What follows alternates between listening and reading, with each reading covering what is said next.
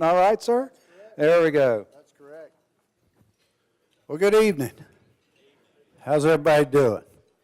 I'm sort of like some of them have said, you know, I don't like to be stuck to a podium, but I spent all of 10 minutes working on this speech, and if I don't stand still, I'll probably miss some of the highlights of it. So, you know, it's good to have you all here tonight. I want to introduce my lovely wife, Wanda, if you will, stand up. And, you know, and I'm sure each leader, each elected official in this room can relate to having a good partner that supports you in what you do, and that's tremendously important in the jobs that we do. You know, when I was asked to participate in the opt-in effort on behalf of the Eastern Band, I immediately saw opportunities. You know, we had just completed construction on this facility. And the hot topic at that time was the addition of a second casino coming into Cherokee County and the associated jobs, you know, and of course, as well as the infrastructure needs, you know, water, sewer, roads, access, those type things. And I felt that through interactions with the surrounding counties and communities, as a member of the opt-in team, I would be in a position to help tell the tribe's story and tell that story as it presently relates to our interest and involvement in Western North Carolina.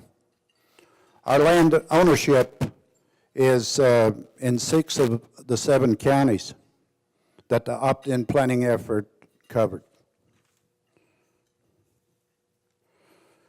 The tribe's story is not unlike our neighbors in the surrounding areas of Western North Carolina. We know that everything, the region's economy, its infrastructure, its culture, begin and end with the mountains and the river valleys. And they're the source of our advantages, and they're a source of our challenges. And the challenges that have to be overcome, particularly the challenges that we see as it relates to connectivity. And both in terms of physical connectivity through roads, broadband, and other infrastructure, as well as in terms of connecting community to community over these mountains and these hollers. For thousands of years, before Europeans faced these opportunities and these challenges in these mountains, the Cherokee lived and learned from the landscape and from the living things that shared this space. And for hundreds of years, the descendants of the Cherokee and their neighbors have been experimenting in sorts with ways in which their cultures combined and informed one another. There have been times of intense conflict and times of intense collaboration. We should all be wiser from that experience and be ready to move into a new era stronger together because of it. You know, the Eastern Band of Cherokee Indians, we now have investments and land ownership in 6 of the 7 Region A counties.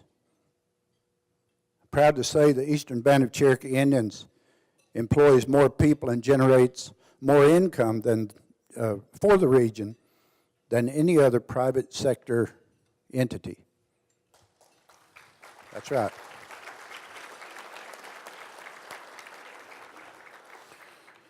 And we're looking for ways, and we have become partners in planning for regional transportation needs, for broadband, for healthcare, for tourism, and for relating to the United States government lands that adjoin the communities throughout our region.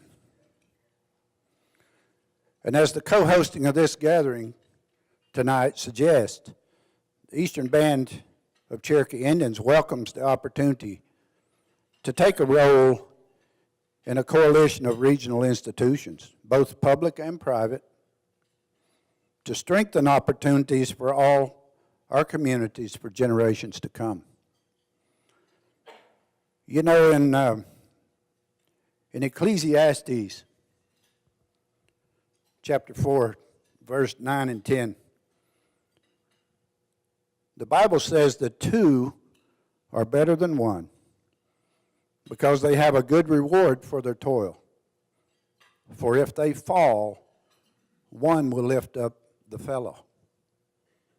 And in Proverbs 11:14, the Bible says, where there is no guidance, a people falls, but in an abundance of counselors, there is safety. I ask you tonight to cross boundaries, cross political divisions, if you will, that are created by people. Look in your heart. When you sit alone, you're able to pray. Pray for the leadership of this Western North Carolina area. Pray that they will be able to let go of some of the hindrances probably or possibly that might keep them from reaching across that political division for the good of all. We've got to pray for guidance and we've got to pray for understanding. I want to thank you again for the opportunity to say a few words, and I certainly want to thank the opt-in group for their confidence in choosing me. I again want to thank the chief and our tribal government for allowing me to participate in the last year and a half effort. So enjoy your evening, and again, thank you very much.